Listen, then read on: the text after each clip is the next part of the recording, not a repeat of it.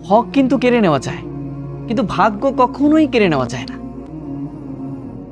ভাগ্য যেটা তোমার আছে সেটা যদি পৃথিবীর যে কোনো প্রান্তে থাকুক না কেন, তোমার কাছে আপনা আপনি ধরা দিবে। যেটা তোমার ভাগ্যে আছে সেটা যদি পাহাড়ের চূড়ায় থাকুক না কেন, নির্দিষ্ট সময় নির্দিষ্ট সেকেন্ড তোমার কাছে এসে ধরা দিবে।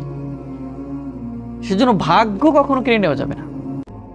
হক মানুষ নষ্ট করেছে, আপনি হতাশ হয়ে গিয়েছেন যে আমার হক নষ্ট করে ফেলেছে, আমার সাথে প্রতারণা করেছে, আমার সাথে বিশ্বাসঘাতকতা করেছে, তার মানে আমার হক নষ্ট করে ফেলেছে, আমি ভেঙে পড়েছি, আমার জীবন নষ্ট করে ফেলছি।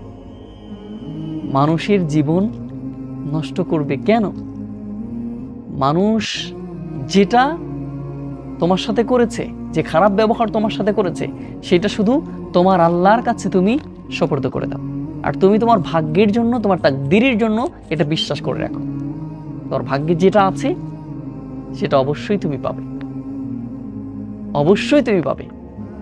যেটা ভাগ্যে নাই সেটা কখনোই স্পর্শ করতে পারবে না, কখনোই পারবে না। এর জন্য ভাগ্যে যেটা আছে সেইটাকে একটু বিশ্বাস করার চেষ্টা করেন, আর আল্লাহর পর বিশ্বাস করেন। আল্লাহ সব কিছুই, আল্লাহ